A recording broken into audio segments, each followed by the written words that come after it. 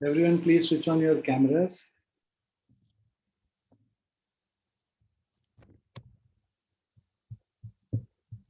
विराट, पढ़ाई हो रही है कि मस्ती चल रही है?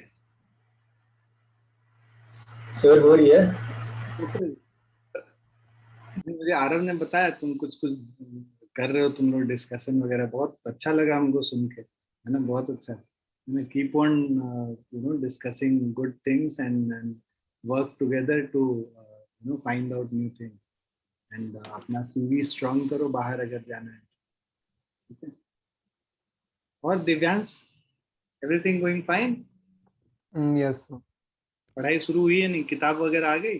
हाँ सर, मैथ्स की नहीं आई बट बाकी आ। अच्छा, मैथ्स का मैंने तुम्हें भेजा था क्या, वो फर्स्ट चैप्टर का? नहीं भेजा है? नहीं। मैं अभी भेज देता हूँ, ठीक है? सेंड इट ग्रुप में ही भेज दूंगा, मैथ्स वाले ग्रुप में, तो तुम लोग वहां से ले लेना वो सेट्स वाला चैप्टर। यस। हाँ जी बच्चों, लेट्स स्टार्ट ना।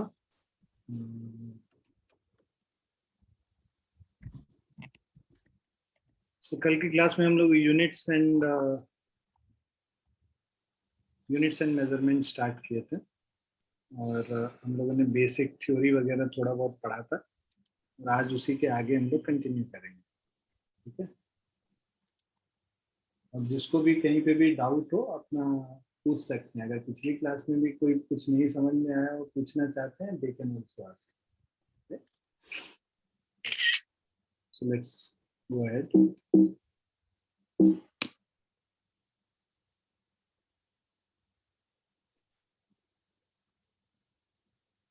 So सिस्टम ऑफ यूनिट्स आज हम लोग करने वाले थे। इसके पहले तक हम लोगों ने कर लिया था, इनफैक्ट हम लोग इस पे बात भी कर रहे थे कि भाई इंटरनेशनली जब साइंटिस्ट मिलते थे तो उनको बड़ा दिक्कत होता था, किसी का कोई और सिस्टम ऑफ यूनिट फॉलो हो रहा है, किसी के कोई और सिस्टम ऑफ यूनिट फॉलो हो रहा है, तो भाई स्टैंडर्ड यूनिट नहीं था। तो अब स्टैंडर्ड यूनिट की जरूरत महसूस होने लगी लोगों को। तो पहले तो क्या सिस्टम ऑफ यूनिट्स एग्जिस्ट कर रहे थे और जो पॉपुलर थे उनके बारे में अगर हम लोग पढ़ाई करें, तो सबसे पहला जो सिस्टम ऑफ यूनिट था दैट वाज एफपीएस सिस्टम। तो एफपीएस सिस्टम तुम लोग काफी सुने होंगे, अभी यूरोप में अभी भी लोग यूज कर रहे हैं इसको, नॉट साइंटिफिक यूज के लिए नहीं, बट हाँ डेली पर्पस में यूज अभी भी एफपीएस सिस्टम होता है। तो एफपीएस सिस्टम जो था, FPS system is foot pound and second. So length के लिए फुट, वेट के लिए पाउंड और टाइम के लिए सेकेंड यूज होता था। अब it is not a metric system of unit. Metric system of unit क्या होता है, कौन बताएगा मुझे? Any guesses what is metric system and non metric system? Sir metric system से मेजरमेंट वगैरह किया जाता है इंटरनेशनली। मेट्रिक सिस्टम नहीं, उसको मेट्रिक सिस्टम नहीं बोलते। मेट्रिक सिस्टम का कुछ और मतलब है, मैथमेटिक्स से कुछ मतलब है। गेस करो। सर जो यूनिवर्सली इक्वल है। यूनिवर्सली इक्वल नहीं, ये भी नहीं है। मैथमेटिक्स से पास में होता है। फंडामेंटली तुमने क्या बोला उदय, तुमने क्या बोला? कि वो 10 की पावर्स में होता है। बहुत बढ़िया। बेसिकली उसका कन्वर्जन 10 के पावर्स में हो, ठीक है? मेट्रिक सिस्टम मतलब वहां पे कन्वर्जन 10 के पावर में हो, दैट इज मेट्रिक सिस्टम। मतलब कि अगर तुम जैसे सेंटीमीटर को मीटर में कन्वर्ट करना है या ग्राम को केजी में कन्वर्ट करना है, सब क्या होता है 10 के मल्टीपल्स में हो रहा है, राइट? तो यहाँ पे इसीलिए इसको मेट्रिक सिस्टम समझो क्या, राइट? और उधर फुट पाउंड सेकेंड में, फुट में देखोगे, फुट 1 फीट और इंच के बारे में रिलेशन तुम देखो तो 12 इंचेस इज 1 फीट। तो यहाँ पे कोई रिलेशन है क्या? 10 के पावर का तो कुछ भी रिलेशन नहीं है, राइट?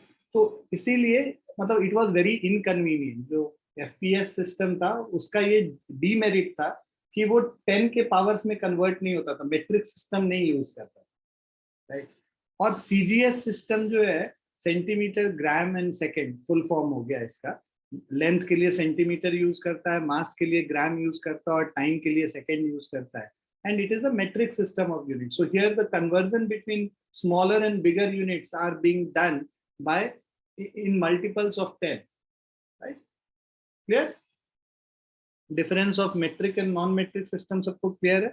और तीसरा जो सिस्टम था दैट इज एमकेएस सिस्टम, जिसको हम लोग मीटर, किलोग्राम और सेकंड कहते हैं। तो MKS, M stands for meter, K stands for kilogram and S stands for second. So for length, meter was used, for weight, kilogram was used, and for time, second was used. और MKS system बाद में जाके इतना popular हुआ है ना, ये ना तो बहुत छोटा था ना बहुत बड़ा था, है ना। देखो CGS सिस्टम और MKS सिस्टम में क्या डिफरेंस है। CGS सिस्टम सेंटीमीटर स्केल जो हो गया, किलोमीटर वगैरह अगर मेजर करना है तो उसके लिए बहुत छोटा हो गया, राइट। उसी तरह ग्राम भी जो है ना वो बहुत छोटा यूनिट हो गया, किलोग्राम के रेस्पेक्ट में या फिर क्विंटल के रेस्पेक्ट में, ये सब छोटा यूनिट है। तो इसीलिए CGS system did not become very popular. It was popular in laboratory के रेस्पेक्ट में अगर हम बात करें तो वहां पे पॉपुलर था, but when we used to talk about the day to day scenario, वहां पे ये बहुत छोटा यूनिट हो जा रहा था, और इसीलिए MKS system became more popular among people. And so MKS system को हम लोग कैरी फॉरवर्ड कर लिए जब हम लोग SI system design, right. So MKS system, again, it is a metric system of unit. In earlier time, scientists of different countries were using different system of units for measurement, and this was the major challenge. When they used to come for a conference, एक कोई foot में बात कर रहा है, दूसरा कोई metre में बात कर रहा है, कोई सेंटीमीटर में बात कर रहा है, तो हमेशा मतलब उनको समझ में आने के लिए वो थोड़ा टाइम लगता था कि किस यूनिट में क्या बात हो रही है, राइट। और कोई भी थ्योरी अगर किसी ने दिया तो यूरोपियन साइंटिस्ट हैं तो FPS सिस्टम में वो उनका थ्योरी आ रहा है सारा, और जो इधर इंडिया से जा रहे हैं या US से लोग आ रहे हैं उनका कोई और MKS सिस्टम यूज हो रहा है या CGS सिस्टम यूज हो रहा है। तो ये सारी अलग अलग जगहों के अलग अलग यूनिट्स की वजह से there was a lot of problem, and that's why then came जो CGS सिस्टम है, उसका सारा का डेफिनेशन बताया हुआ है कि सेंटीमीटर लेंथ को मेजर कर रहा है, ग्राम मास को कर रहा है, और ये सेकंड को टाइम को कर रहा है। फिर हमारा दूसरा MKS सिस्टम है, मीटर लेंथ को, किलोग्राम मास को और सेकंड टाइम को। और उसी तरह अगर हम FPS सिस्टम की बात करें तो फुट लेंथ को, पाउंड मास को और time second, right. Now CGS and MKS system are called metric system or decimal system because multiples and submultiples of basic units are related to the practical units by powers of 10. ठीक है, so that's why this is called metric system. तो ये पूछा जाता है exam में, और इसीलिए मैंने वो स्पेसिफाई भी कर रखा है कि why it is called metric system and why it is not called a metric system. You should understand that. And then what is the drawback of CGS system? I was discussing this also. That drawback of CGS system is that many of the derived units on this system are inconveniently small, right? So that's why CGS system was not very popularly used. FPS system is losing popularity. Now very few people use FPS system, है ना।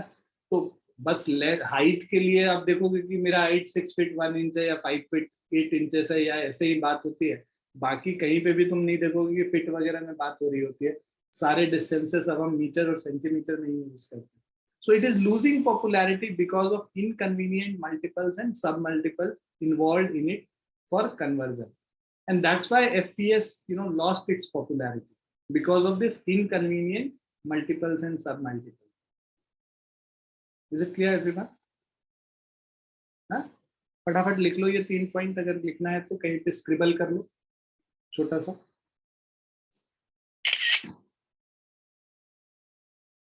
These are one markers basically most of the times being used. So if you can scribble it and make a note. Why I insist on writing on notebook is जो भी notebook पे लिखोगे ना वो तुम्हारे दिमाग में छपता चला जाए। तो सब कॉन्शियस माइंड से भी तुम अगर लिखते हो ना तो वो तुमको बाद में तुम देखोगे कि तुमको वो चीजें याद हैं। जब तुम रिवाइज कर रहे होगे तो तुमको बहुत आसानी से वो चीजें याद आ जाएंगी। और अगर तुम लिखते नहीं हो ना तो ऐसे भी ऑनलाइन है, पेंसिल और पेन और कॉपी से तो दूर दूर का नाता नहीं है, राइट। तो लिखने में एग्जाम में तो तुम लोग 10th क्लास के प्री बोर्ड में झेल ही चुके हो, शानदार नंबर लाए थे अपने प्री बोर्ड्स में। रीजन क्या है तुम लोग सबको पता है कि साल भर तुम लोगों ने लिखा नहीं। तो इसीलिए पिछले साल की गलतियों को देखते हुए हर साल तो एग्जाम कैंसिल होगा नहीं। अब या तो ये जिंदगी भर चलता रहे, नया कोरोना आता रहे, और हमारा एग्जाम कैंसिल होता रहे, ऐसा तो तुम लोग इतना इतना तो पुण्य नहीं किए हो तुम लोग। और क्या तब तक पता नहीं हम लोग सब एग्जिस्ट भी करेंगे कि नहीं। तो प्लीज लिखें और आदत में शामिल रखें इसको। लिख लिया बच्चों? Yes, sir. Yes, sir. Next पे चलते हैं हम लोग। So, you know, why this problem, did the need of standard units arise is what we are discussing in this slide. So, but when scientists used to meet internationally, they had a problem. You know, कोई scientist सोचता था भाई ये कौन सा unit में बात कर रहा है, कोई कहता था with different system of unit, it was very difficult to understand any lecture which was being given, right? So they decided to come up with a single unit. So they finally came to a conclusion by General Conference on Weight and Measures in 1971 for international usage of scientific, technical, industrial and commercial work at France. तो international usage of all these units, मतलब हम लोग एक standard unit बना लें जिसको scientific, technical, industrial और commercial work में हम लोग यूज करेंगे। और ये कहाँ पे हुआ? फ्रांस में हुआ था, राइट? ये हम लोग सब लोग पढ़ चुके हैं ये।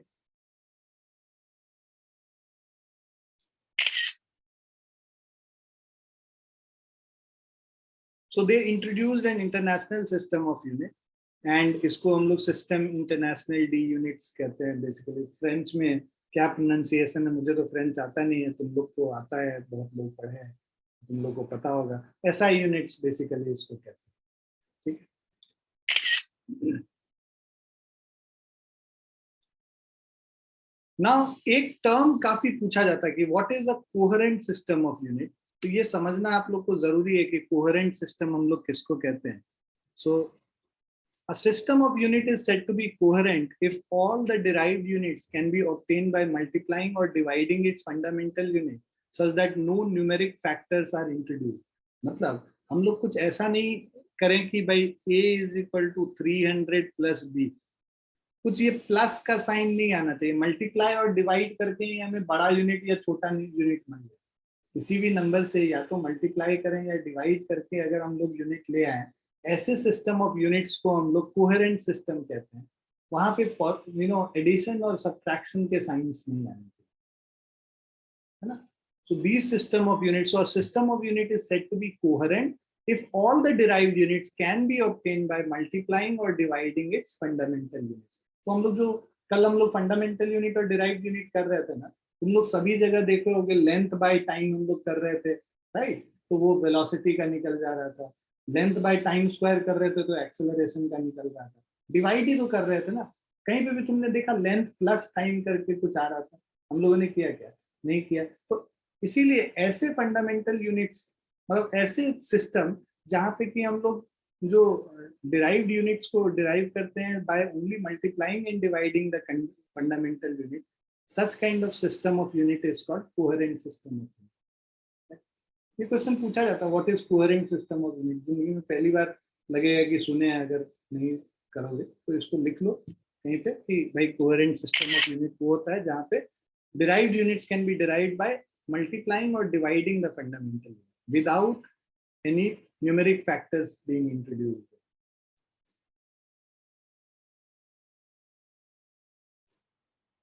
Now advantages of SI, भाई SI यूनिट का जो हम लोग लेके आए SI यूनिट, उसका एडवांटेजेस क्या है ये पूछा जाता है। तो ये भी एक स्लाइड इसीलिए जानबूझ के बना दिया।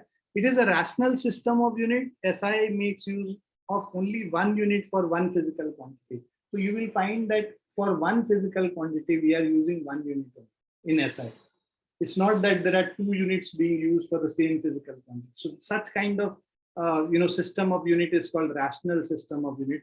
So first advantage of SI is this one. Second advantage is it is a coherent system of units. So derived units can be derived by only multiplying and dividing the fundamental units. So it is a coherent system of unit. This is the second advantage. Third advantage is it is closely related to CGS. So CGS system. So it is easier to change over to CGS system from SI or vice versa. SI से CGS में convert करने में हम लोग को क्या है, बहुत इजीली कर सकते हैं ना। मीटर से सेंटीमीटर में करना, भाई 100 से डिवाइड कर दिया, मल्टीप्लाई कर 100 से मल्टीप्लाई कर लिया सेंटीमीटर में कन्वर्ट करने के लिए। और अगर हम लोग को ये किलोग्राम से ग्राम में करना है, 1000 से मल्टीप्लाई कर लिया, तो it is very easy to convert from MKS or sorry SI unit to CGS unit, and so it is very closely related, and that was one of the advantages. Then SI is a metric system of unit, you know, powers of 10 में हम लोग conversion कर सकते हैं various इसके बड़े या छोटे यूनिट्स में. SI unit applies to all branches of science, whereas MKS system is confined.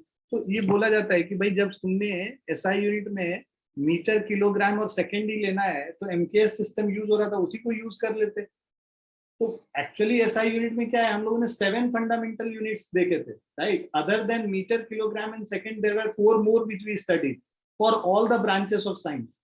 Optics के लिए हम लोगों ने ल्यूमिनस इंटेंसिटी के लिए कैंडेला कर लिया था, थर्मोडायनेमिक के लिए केल्विन कर लिया था, टेम्परेचर के लिए, राइट. उसके बाद you know amount of substance के लिए मोल कर लिया था. तो ये सारे यूनिट्स हम लोगों ने एक्स्ट्रा पढ़ लिए अदर देन जो MKS सिस्टम के यूनिट्स हैं. तो that's why you know SI unit, because it is applied to all the branches of science, and MKS was applicable only to mechanics. That's why you know these are the advantages of SI. Clear बच्चों? Yes, sir. Yes, sir. अब हम लोग next पे चलते हैं. कुछ questions अब बताइए, आप लोग जागिए थोड़ा सा. Which of the following is a characteristic of unit? The unit must be universally accepted, it must be invariable and well defined, it must be of suitable size and easily available, and all of the above. All of the above. All of the above. कल हम लोगों ने किया था ये सारी चीजें, है ना? So all of the above is true. Then we have a standard unit is necessary होगा, और गलती से लिखा हुआ है. So standard unit is necessary for the sake of first accuracy, second convenience, third is uniformity, and fourth is all of the above. All of the above. the above.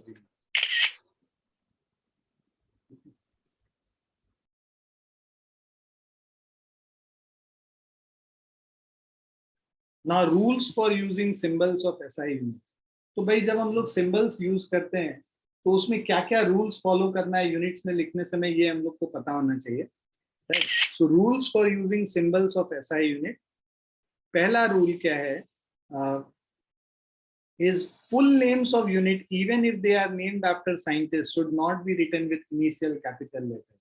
मान लो हम लोगों ने आंसर ऐसे आया, हमारा वैल्यू आया force का 5 Newton, तो हम लोग ऐसे नहीं लिखेंगे कि भाई साइंटिस्ट के नाम पे, तो हम लोग तो कैपिटल प्रॉपर नाउन हम लोग तो कैपिटल लेटर से लिखते हैं, ऐसा ही पढ़े हैं. बट यहाँ पे यूनिट में ऐसा नहीं चलता है, ये हम लोग का गलत हो जाएगा. एनीथिंग विच, अगर हम लोग पूरा यूनिट का नाम लिखते हैं तो it will always start with small letter. Whether it is, even if it is the name of the scientist, then also it will start with small letter. 5 metre करेंगे तो 5 मीटर इस तरह से लिखेंगे, you know, it will always start with small letter, never with a capital letter. This is the first rule, right? Second आते हैं हम लोग. So मतलब example is we write small n से start करके Newton but not capital N से. Then we have symbols for a unit named after a scientist should have a capital letter. But symbol जब लिखेंगे ना, तो ऐसे units जिसमें मतलब साइंटिस्ट के नाम पे आया है उसको हम लोग कैपिटल से लिखेंगे. मतलब न्यूटन को 5 न्यूटन कैपिटल N लिखेंगे, और एम्पियर अगर है तो 5 एम्पियर कैपिटल एम्पियर लिखेंगे. जूल्स है तो 6 जूल्स कैपिटल J लिखेंगे. ये सारे साइंटिस्ट के नाम पे इसीलिए. बट मीटर में लिखना होगा तो ये 5 मीटर में M स्मॉल लिखेंगे. तो कैपिटल लेटर तब लिखेंगे सिंबल्स में जब साइंटिस्ट के नाम पे है, otherwise we'll use small letters. This is second rule. So capital N for Newton, W, capital W for watt, and capital A for ampere. Clear बच्चों? Yes, sir. Yes, sir. Third वाले पे चलते हैं. Punctuation marks should not be used after the symbol of unit. हम लोग की आदत होती है ना, kg में भी K डॉट G डॉट ऐसे लगा देते हैं, है ना, कि शॉर्ट फॉर्म है तो भाई हम लोगों ने तो एब्रीविएशन पढ़ा है, डॉट लगाते हैं. बट यहाँ पे सिंबल्स में हम लोग नहीं यूज करते हैं. मतलब जो हम लोग यूनिट्स यूज करते हैं उसमें we should not be writing K dot G dot. This is third rule. Fourth rule is symbol for unit should not take plural form. Metres, centimetres, उसमें हम लोग CMS नहीं लिखेंगे, MS नहीं लिखेंगे, न्यूटन्स में NS नहीं लिखेंगे भाई। चाहे 10 न्यूटन हो, चाहे 1000 न्यूटन हो, उसमें कैपिटल N ही हम लिखेंगे, उसको प्लूरल फॉर्म में यूनिट का सिंबल हम लोग नहीं लिखेंगे। So symbols for units should not take plural form. Right? For example, 100 newtons is written as 100 capital N only and not as 100 capital NS. तो हम लोग यहाँ साथ में ये न्यूटन्स का NS नहीं यूज करते हैं। 50 मीटर्स में बस 50 मीटर ही लिखेंगे, मीटर्स ऐसे नहीं लिखेंगे, मिली सेकेंड हो जाएगा, ठीक है। और उसी तरह 50 मीटर्स MTS करके भी नहीं लिख सकते। So symbol for units should not take plural form, and punctuation marks should not be used. Then the next rule is, in a symbol we prefer not to use more than one solidus. Solidus का मतलब ये जो line हम लोग ऐसे बनाते हैं ना कि भाई अगर हमारे पास जूल्स पर सेकेंड है तो जूल्स पर सेकेंड में ये जो ऐसे लाइन बनाते हैं इसको सॉलिडस कहते हैं। तो what is joules per second, और अगर हम लोग वॉट जैसे इंटेंसिटी है that is watt per unit area, तो वॉट पर मीटर स्क्वायर हो गया। तो वॉट पर मीटर स्क्वायर को हम लोग को ऐसे नहीं लिख सकते, जूल्स पर सेकेंड पर मीटर स्क्वायर। एक से ज्यादा सॉलिडस हम लोग नहीं यूज करते। अगर हम लोग को इस चीज को लिखना भी होगा जूल्स के टर्म में तो ऐसे लिखेंगे, जूल्स पर सेकेंड पर मीटर स्क्वायर, मतलब ऐसे ये पावर्स के फॉर्म में लिखेंगे। We will not use these solidus more than once in the unit. Is it clear? Yes, sir.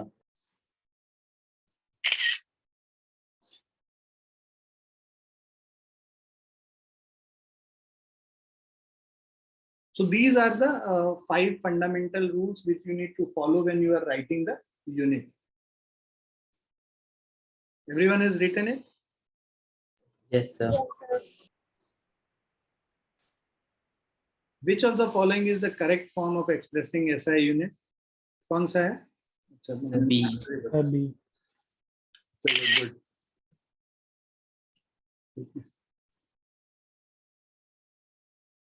Now next one, which of the following is the correct rule for using the SI unit? Symbol for unit should take plural form, should not take plural form, punctuation marks should be used, and a small B. letter is used when B. so B है क्योंकि it should not take plural form. Now measurement of length पे आते हैं। अब एक एक करके हम लोग एक एक मेजरमेंट के बारे में बात करेंगे, लेंथ की बात करेंगे, फिर मास की बात करेंगे and so on. So measurement of length की अगर हम बात करें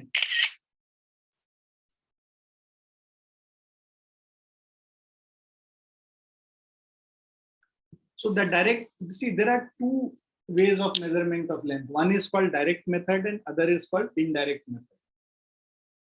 डायरेक्ट मेथड क्या है कि हमारे पास मीटर स्केल है, मीटर स्केल है और हम लोग को इसका लेंथ अगर हम लोग को मेजर करना है तो हम लोग स्केल से स्केल को रखेंगे और इससे हम लोग ये मेजर कर लेते हैं कि भाई कितने जीरो पे रख के और हम लोग ये लेंथ मेजर कर लेते हैं। लेट्स से 13.5 सेंटीमीटर आ रहा है तो हम लोग ये बोल देंगे कि इसका जो लेंथ है वो 13.5 सेंटीमीटर है। तो this is the direct method, मतलब डायरेक्ट कंपैरिजन हम लोगों ने कर दिया है। इसका जो स्टैंडर्ड है उससे डायरेक्टली कंपेयर करके वैल्यू निकाल लिया। This is direct method.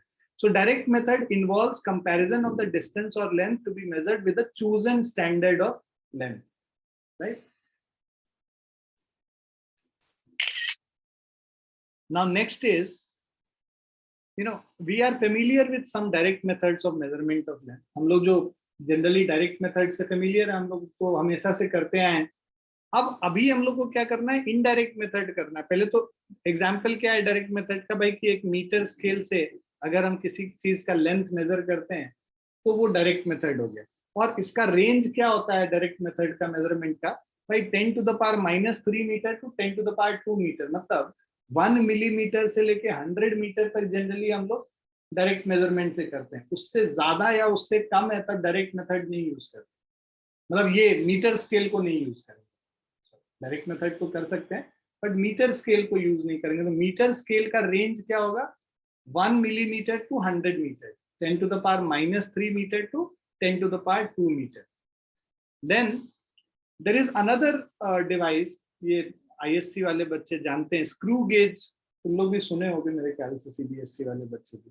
Screw gauge and spherometer can be used to measure length as less as 10 to the power minus 5 meter. तो अगर हम लोगों को और छोटे मेजरमेंट करने हैं, और ज्यादा प्रिसाइज मेजरमेंट करना है, या फिर कि बिल्कुल छोटे लेंथ को भी मेजर कर लेना है, तो that is being done by 10 to the by using just a second.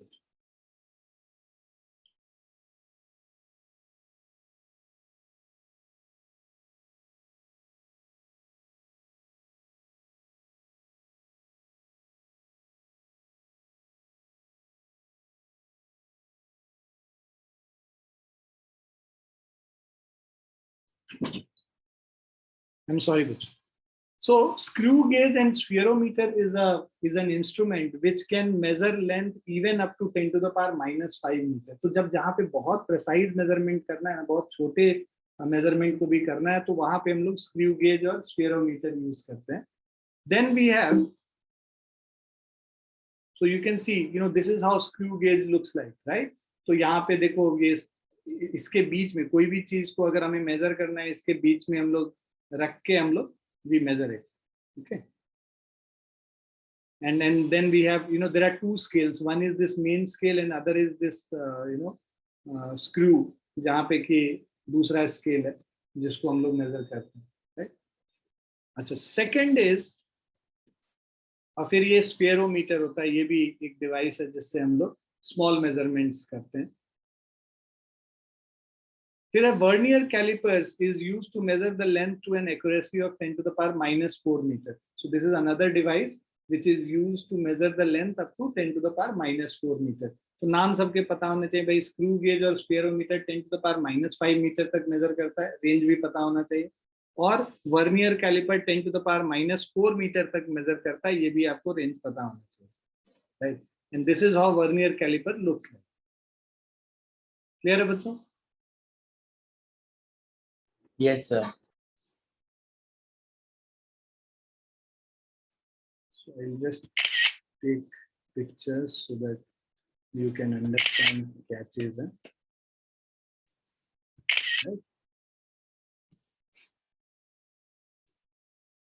Now measurement of large distances using indirect method. तो मैंने जैसा बताया कि भाई जो 10 to the power minus 3 metre, अभी in fact 10 to the power minus 5 metre से 100 metre तक का डिस्टेंस हम लोगों ने देखा डायरेक्ट मेथड से मेजर कर.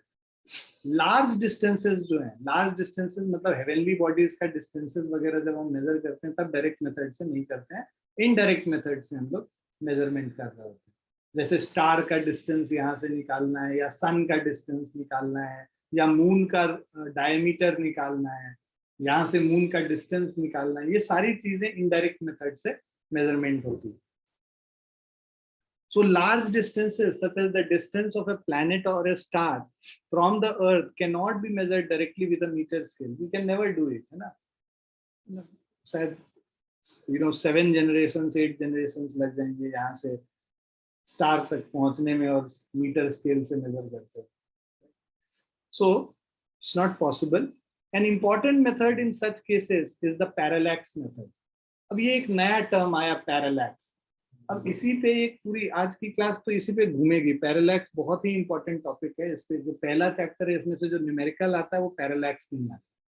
पैरालैक्स होता क्या है, किसी को पता है क्या?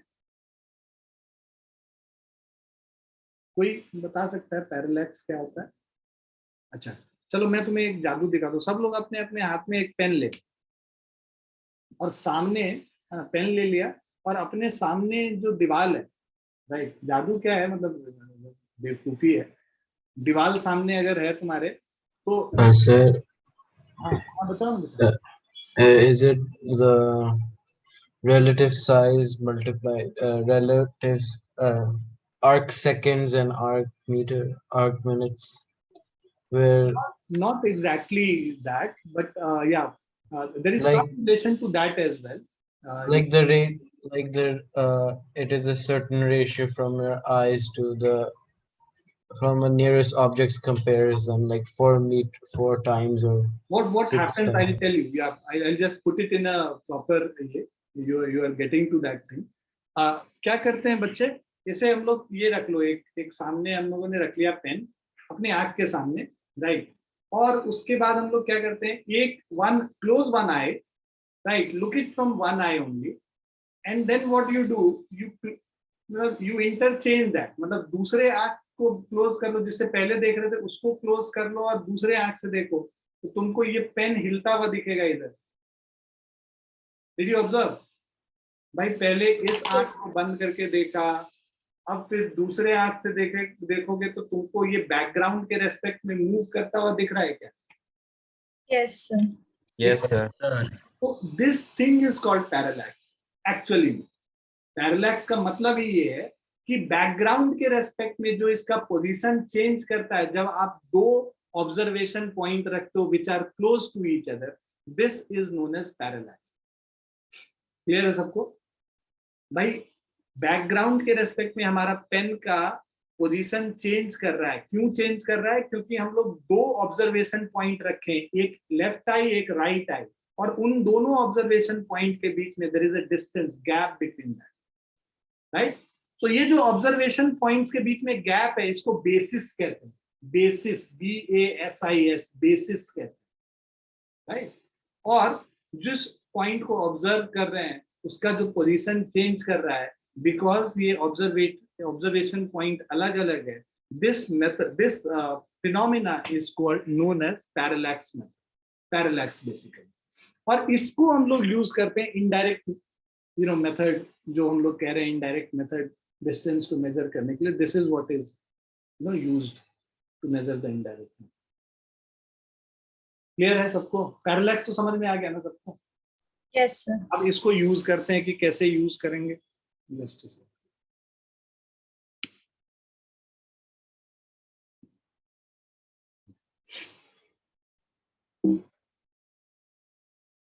so when an object located against specific point on a wall is viewed with only one eye, say first with left eye and next with right eye, then the position of the object seems to change with respect to point on the wall, and this is known as parallax, right? ये जो अभी हम बता रहे थे ना, तो अगर हम लोग कोई ऑब्जेक्ट को देख रहे हैं और दो डिफरेंट आईज से देख रहे हैं, लेफ्ट और राइट आई से, और उसका जो पोजीशन चेंज कर रहा है बैकग्राउंड के रेस्पेक्ट में, that is known as parallax. Clear बच्चों? आगे बढ़े।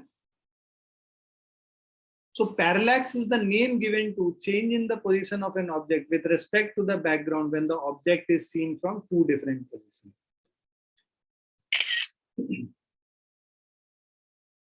Now, the distance between the 2 points of observation is called basis. अभी हम लोग बात कर भी रहे थे, जो दोनों ऑब्जर्वेशन पॉइंट है, जैसे यहाँ पे लेफ्ट आई और राइट आई था, उनके बीच का जो डिस्टेंस है उसको हम लोग बेसिस कहते हैं।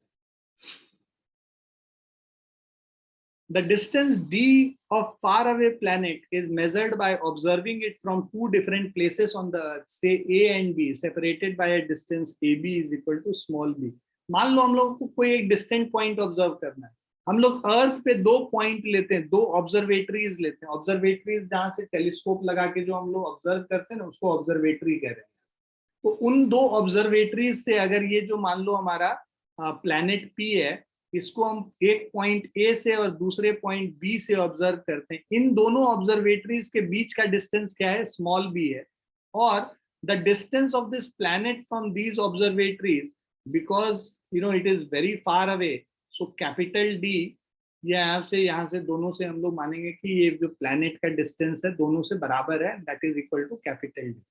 And this angle theta is called parallactic angle. we'll write parallactic angle इसको कहते हैं। और because this D is very very, so angle theta will be the parallactic angle,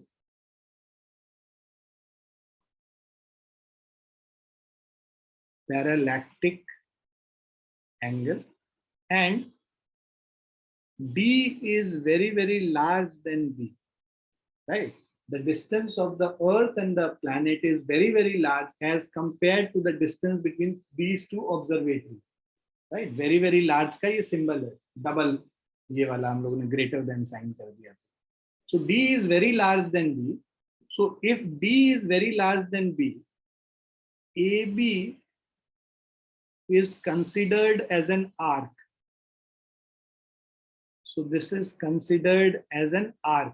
एक ऑलमोस्ट एक आर्क की तरह इसको कंसिडर करते हैं. मतलब इसको अगर आप लोग आर्क कंसिडर करोगे तो आपको याद होगा कि थीटा जो एंगल इन रेडियन होता है, ये हम लोगों ने उस दिन बात भी हम लोग कर रहे थे. Theta which is angle in radian is equal to L upon R, which is L upon R means length of arc upon radius, right. So theta is equal to, theta क्या है इन रेडियंस. रेडियन क्या है? This is another unit of measuring the angle. SI unit of measuring the angle is radian. हम लोग ने पढ़ा था ना अभी पिछले क्लास में. और ये जो अभी तक हम लोग जो करते हैं ना, थीटा 60 डिग्री 40 30 डिग्री, भूल जाओ. 11th क्लास में कंट्रोल ऑल डिलीट कर लो और उसको रिसाइकल बिन से भी मतलब पूरे तरह से हटा दो. भाई डिग्री का यूज अब से पाप है तुम्हारे लिए. तुमने डिग्री लिख दिया मतलब तुम्हारा तो ऐसे ही क्वेश्चन गलत हो जाएगा, क्योंकि ऐसा यूनिट यहाँ पे सारा रेडियन में होता है. सब कन्वर्जन तुमको रेडियन में करना पड़ेगा. और आज की क्लास में मैं तुम्हें बताऊंगा भी. मैथमेटिक्स में पढ़ाते हैं हम लोग बेसिकली ट्रिग्नोमेट्री में कि कैसे डिग्री और रेडियन का कन्वर्जन होता है और रेडियन और डिग्री का आपस में कैसे, मतलब how you convert each other.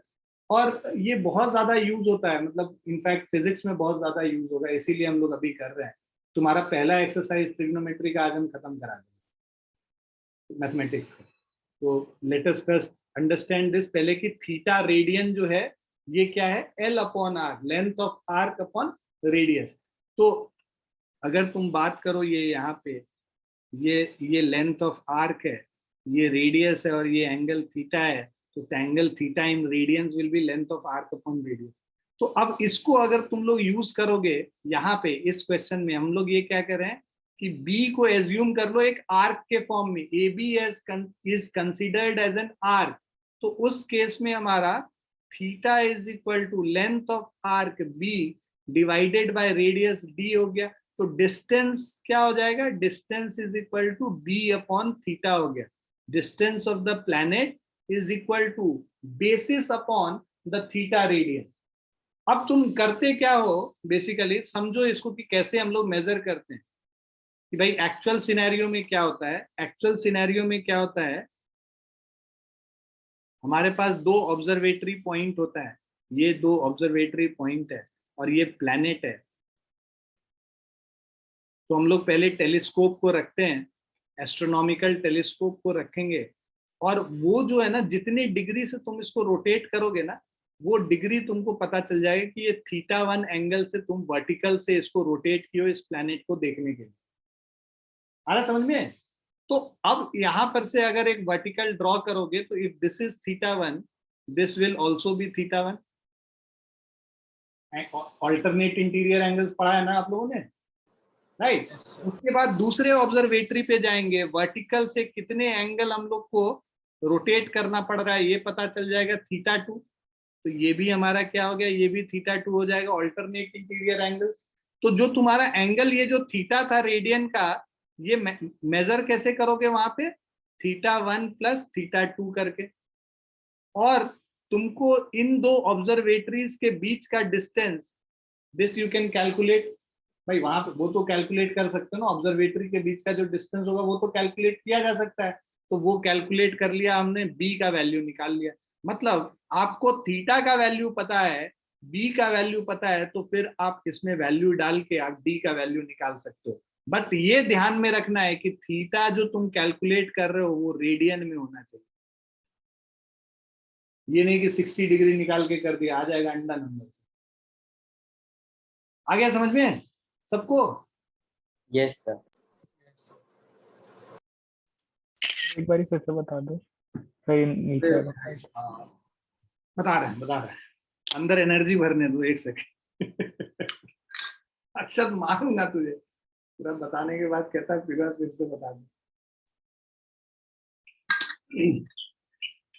भैया अक्षत भैया, अब थोड़ा सा ना अटेंशन पे करो, क्योंकि इतना लंबा डेरिवेशन हो, तुम बोलोगे कि फिर से बता दो तो मेरे लिए तो आत्महत्या वाला बात हो जाएगा. चलो, तो हम लोग ये कह रहे थे कि ये हमारा जो दो ऑब्जर्वेटरी पॉइंट है, कौन सा वाला, ये वाला पोर्शन ना, ये वाला बताओ ना, ये जो बाद में बताया। अच्छा, Yes, sir. हाँ, तो हम लोग क्या कर रहे हैं ना कि एक प्लेनेट है हमारे पास और एक ऑब्जर्वेटरी ए पॉइंट है। यहाँ पे हम लोग वर्टिकल से पहले हम लोग देखते हैं कि कितना एंगल पे हम लोग को घुमा के हम लोग को टेलीस्कोप से प्लेनेट दिख रहा है, वो एंगल निकाल लिया हमने वर्टिकल से थीटा वन। और यहाँ प्लेनेट के पास अगर हम लोग बात करें, अगर एक वर्टिकल होता तो ये थीटा वन और ये थीटा वन दोनों सेम होता, alternate interior angles are equal. Vertical vertical तो पैरेलल ना एक दूसरे से, है ना। Yes, sir. उसके बाद फिर यहाँ पे आए दूसरे ऑब्जर्वेटरी पे, यहाँ पे भी हमने एस्ट्रोनॉमिकल टेलीस्कोप को घुमाया इस प्लेनेट को देखने के लिए। कितना घुमाया, थीटा टू एंगल से घुमाया। तो ये जो वर्टिकल से एंगल बन रहा होगा ये थीटा टू हो गया।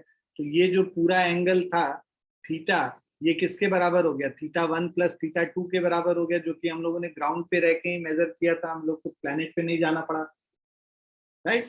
तो ये जो theta one plus theta two है, हम लोगों ने अभी जो ये प्रूव किया पूरा कि the distance of the planet is equal to distance between the observatory, that is basis divided by the angle theta subtended by the basis at the planet. Basis जितना एंगल सबटेंड कर रहा है वही तो है एंगल थीटा। तो b by theta is equal to d। तो वो थीटा का वैल्यू हम लोगों ने कैलकुलेट किया है, वो यहाँ पे सब्स्टिट्यूट कर देंगे। b का वैल्यू हम लोग को नोन होगा, उससे हम लोग डिस्टेंस ऑफ द प्लैनेट निकाल लेंगे अर्थ से। आगे समझ? Yes, sir. बाकी लोग लिख लिए बच्चों? Yes, sir. Yes, sir. सब लोगों ने कॉपी में Yes, लिख लिया अच्छे से? भाई तुम लोग बड़े हो गए हो, अब मैं तुम्हारा कॉपी नहीं देखूंगा। वैसे 12th वालों का भी देखता हूँ मैं, तो घबराओ नहीं। अभी शुरू में मैं तुम्हें थोड़ा सा ऐसे स्पेस दे रहा हूँ। बोलते हैं कि I need space, I am giving you space, और थप्पड़ भी लगाएंगे स्पेस के साथ। देख लिया तुम लोगों ने, अब ये कर लिया। अब देखो यही चीज ना, इन्होंने भी यही बना के रखा है। मैं थोड़ा इसको हटा दूं।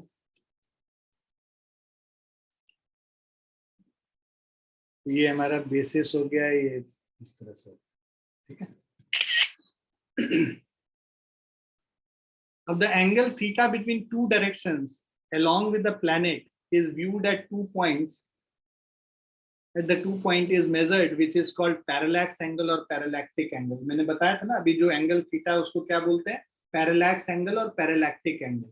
तो between two, so angle theta between two directions along which the planet is viewed. So planet is viewed along this direction and along this direction. So इन दोनों के बीच में जो ये एंगल थीटा था, this was parallax angle or parallactic angle. Since theta is small, AB can be considered as an arc of length b. Right? हम लोगों ने बोला कि yes, yes. सर ये लास्ट पॉइंट समझ में नहीं आया। कौन सा, ये वाला जो since theta is small वाला? सर द एंगल बिटवीन, तो ये तो angle between two direction along with the planet is viewed, जो अभी पिछले साइड में किया था वही कर रहे हैं बेटा, उसी को दोबारा कर रहे हैं। तो ये देखो हम लोगों ने ये यहाँ पर से इस ऑब्जर्वेटरी से इस डायरेक्शन में प्लैनेट को मेजर देखा, और इस ऑब्जर्वेटरी से इस प्लैनेट को यहाँ पे देखा इस डायरेक्शन में। तो ये डायरेक्शन और ये डायरेक्शन के बीच का जो एंगल है वही तो एंगल थीटा था ना, यस, जिसको हम लोग पैरालैक्स एंगल या पैरालैक्टिक एंगल, ठीक है।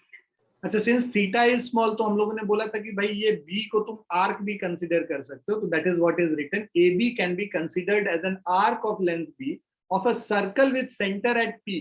तो आर्क किसका, इस सर्कल का जिसका सेंटर पी है, and the distance D as radius, this is the radius. Now once the distance d of the planet is determined, the diameter d and the angular size of the planet can be estimated by the same method. ये हम लोग बाद में करेंगे, अभी तुम confuse मत होना। ये वाला चीज अभी just forget it, right? We'll do it later on. So b is equal to d theta हो गया, तो d is equal to b by theta। ये अभी हम लोगों ने प्रूव करके जो मैंने तुम्हें दिखाया, right?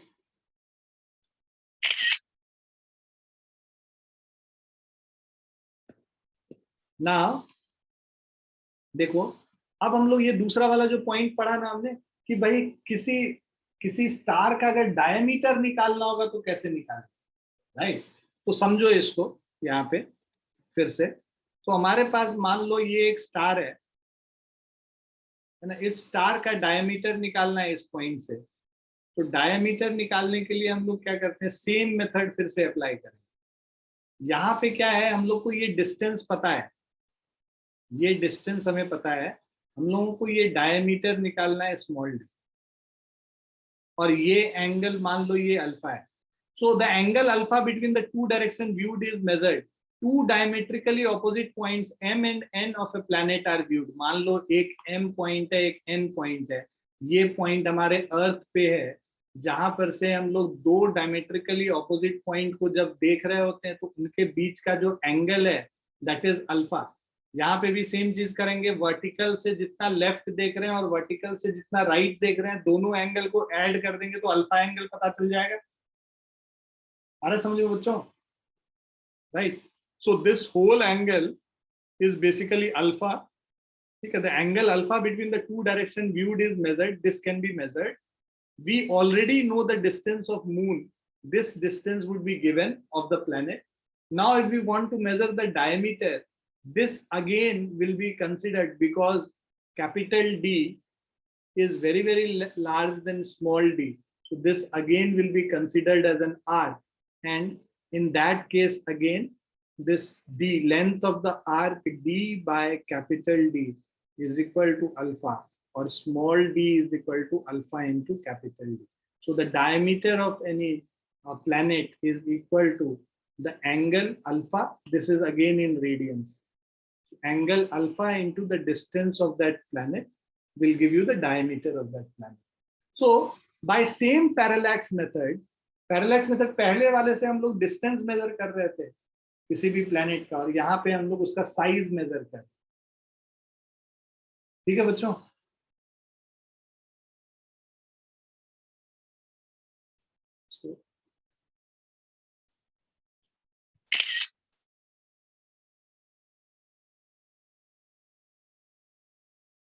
So then by considering Mn as arc of the diameter d of a circle with center at A and distance d as radius, we can write d is equal to d into alpha, or alpha is equal to d divided by small d. Clear है बच्चों?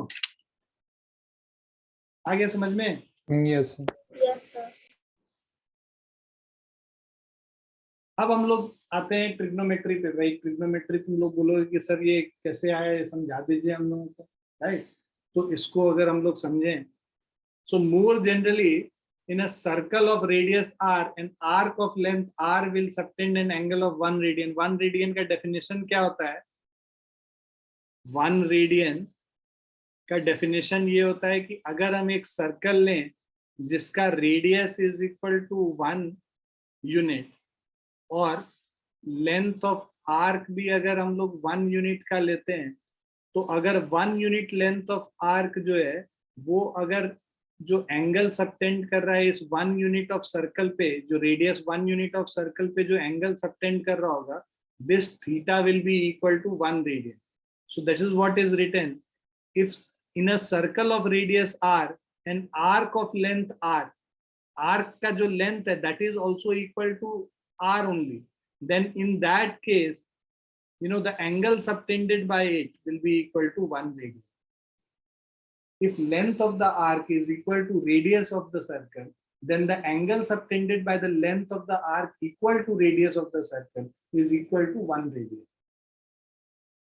Definition radian का जो था वो ये हम लोगों ने किया था, theta in radian is equal to length of the arc by radius. अब मैं क्या कह रहा हूँ, लेंथ ऑफ द आर्क को r ले लो, तो r बाय r क्या हो गया, 1 ही तो हो गया, तो ये क्या हो गया, थीटा रेडियंस में 1 रेडियन के बराबर हो गया.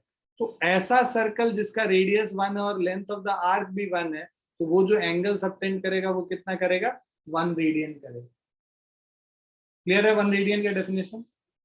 Yes sir. So theta is equal to l by r और l is equal to r theta. ये है ना, 2 साल तुमको बहुत अच्छे से हमेशा ध्यान में रखना, बहुत जगह यूज होता है. Theta is equal to L upon R, L is equal to R into theta. जबान पे बैठा होना चाहिए थीटा, जैसे ही दिमाग में थीटा आया एल बाय आर भी साथ में ही गूंजना चाहिए। अगर नहीं गूंज रहा है मतलब पढ़ाई नहीं कर रहे। और उसी तरह एल आया तो उसके साथ आर थीटा साथ में ही जबान पे आना चाहिए। L is equal to R theta, theta is equal to L by R. Clear है बच्चों? आगे बढ़े। Yes, sir. Yes. Yes, sir. Now relation between degree and radians. तो भाई क्या रिलेशन है ये सोचो कि भाई जब हम लोग एक पूरा सर्कल बोलते हैं तो angle subtended by this whole circle, मतलब होल सर्कल में जो एंगल होता है that is equal to 2 pi radians, right. भाई हम लोग यहाँ पे theta is equal to L by R कर रहे थे तो पूरा सरकमफेरेंस कितना होता है? 2 पाई आर होता है ना circumference of a circle. Circumference of a circle divided by radius करोगे तो थीटा कितना आ जाएगा? 2 पाई रेडियन आ जाएगा ना। आ रहा है समझ में? तो पूरे एक सर्कल में कितना रेडियंस हो गया? 2 पाई रेडियंस के बराबर एंगल हो गया एक सर्कल में। Is this clear to everyone? Sir एक बार फिर से बता दीजिए। हाँ दिव्या, मैं ये कह रहा हूँ कि जब मैंने theta is equal to L upon R बोला था बेटा, तो एल क्या था? लेंथ ऑफ आर्क था। यहाँ पे मैं कह रहा हूँ कि ये पूरा सर्कल कितना एंगल सबटेंड करेगा सेंटर पे वो निकालो। तो एल के जगह मैं क्या लिख लूंगा? इसका जो पूरा सरकमफेरेंस है वो लिख लूंगा 2 पाई आर, और डिवाइडेड बाय रेडियस तो कितना हो गया? 2 पाई एंगल हो गया। तो पूरा सर्कल सेंटर पे कितना एंगल सबटेंड कर रहा है? 2 पाई। और हमें क्या पता है पूरा सर्कल में कितना एंगल होता है? 360 डिग्री एंगल होता है एक सर्कल के अंदर। तो मतलब 2 पाई रेडियन किसके बराबर हो गया? 360 डिग्रीज के बराबर हो गया। ठीक है सर। ठीक है, तो ये जो लिखा हुआ है कि 2 pi radian is equal to 360 degree, ये इसी डेफिनेशन से आया है। और पाई रेडियन क्या हो जाएगा? ये 2 को लाके डिवाइड कर दोगे तो pi radian is equal to 180 degree. तो pi radian is equal to 180 degree, 2 pi radian is equal to 360 degree. This is the conversion which you have to remember, right. अब जो है अगर तुम देखोगे तो ये जो पाई का जो अप्रोक्सीमेट वैल्यू है ना, ये 22/7 हम लोग यूज करते हैं, राइट, पाई रेडियंस में। तो अब 1 रेडियन में 180 डिग्री बाय पाई, देखो पाई रेडियन इज 180 डिग्री, तो 180 डिग्री 1 रेडियन क्या हो जाएगा? 180 बाय पाई हो जाएगा। पाई की जगह 22/7 करेंगे तो ये आ जाएगा 57 डिग्री 16 मिनट्स। तो ये क्या कन्वर्जन होता है? मिनट्स क्या है? ये आर्क मिनट्स है। Basically 1 degree is equal to 60 minutes. Minutes ये टाइम वाला मिनट नहीं होता है, एंगल वाला मिनट होता है, जिसको आर्क मिनट कहते हैं हम लोग। और उसी तरह इसको 60 मिनट को ऐसे डैश से रिप्रेजेंट करते हैं। और उसी तरह 1 minute is equal to 60 seconds, इसको डबल डैश से रिप्रेजेंट करते हैं। ये सेकेंड्स हो गया। सेकेंड्स फिर से वो वाला सेकेंड नहीं जो टाइम वाला, ये भी आर्क सेकेंड लिखा जाता है कहीं कहीं पे स्पेसिफिकली बताने के लिए कि ये एंगल वाला सेकेंड है, इसीलिए उसको उसके आगे आर्क लगा दो। क्लियर बच्चों? Yes, sir. लिखते जाओ साथ में। 2 pi radian is 360 degree, pi radian is 180 degree, 1 degree is 60 minutes or arc minutes, and 1 minutes is 60 seconds or arc second. ये कन्वर्जन कैसे आया ना, ये हम लोग करके देखेंगे, है ना। अभी इसको रटो मत, रटने की जरूरत नहीं, वील डू इट, राइट। आज तो बहुत ज्यादा टाइम नहीं बचा है, देखते हैं कहाँ तक पहुंचते हैं, but we'll do it the next class if not. Next move करें, आगे चलें। अब notational convention, basically how do you convert radians into degrees. अच्छा, जब हम लोग देखो ये क्या है नोटेशनल कन्वेंशन, ये भी सीख ही लो कि angle whose degree measure is theta, and whenever we write angle beta we mean angle whose radian measure is beta. तो अगर हम थीटा डिग्री लिखेंगे तो डिग्रीज को मतलब है, और बस एंगल बीटा लिखा हुआ है इसका मतलब रेडियन की बात हो।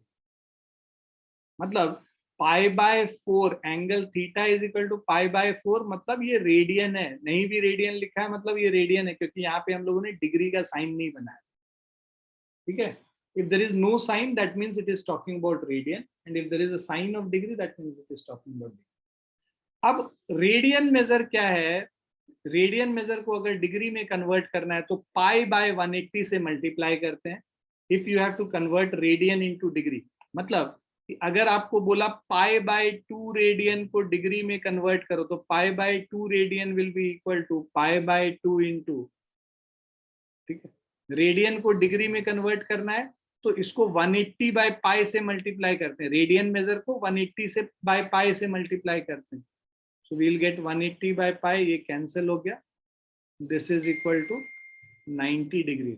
so मैं यहाँ लिख देता हूँ अच्छे से, रेडियन टू डिग्री अगर हम लोग को कन्वर्ट करना है तो 180 बाय पाई से हम लोग को मल्टीप्लाई करना होगा, और अगर डिग्री से रेडियन में कन्वर्ट करना है तो इसको पाई बाय 180 से मल्टीप्लाई करना है। मतलब कि अगर मेरे पास 60 डिग्री दिया है, इसको रेडियन में कन्वर्ट करना पड़ेगा, तो क्या करेंगे 60 इंटू पाई बाय 180 से मल्टीप्लाई कर लेंगे, तो 63 तो ये क्या हो गया पाई बाय 3 रेडियंस। तो मैथमेटिक्स में तो हम लोग पाई के फॉर्म में ही छोड़ देते हैं, बट अगर हम लोग को कन्वर्ट करना है इसमें ये फिजिक्स वगैरह में यूज करना है तो वैल्यू होना चाहिए, तो 22/7 का वैल्यू हम लोग लेके उसके बाद सॉल्व, ठीक है, पाई के जगह 22/7। मैथमेटिक्स में पाई के टर्म्स नहीं छोड़।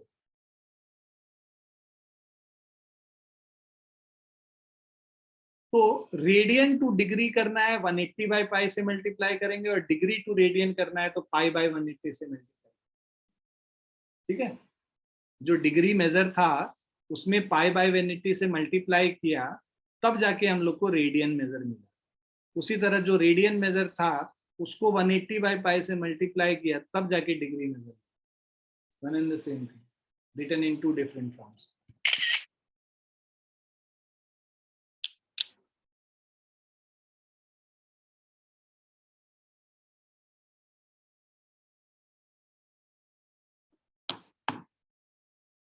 क्लियर है बच्चों?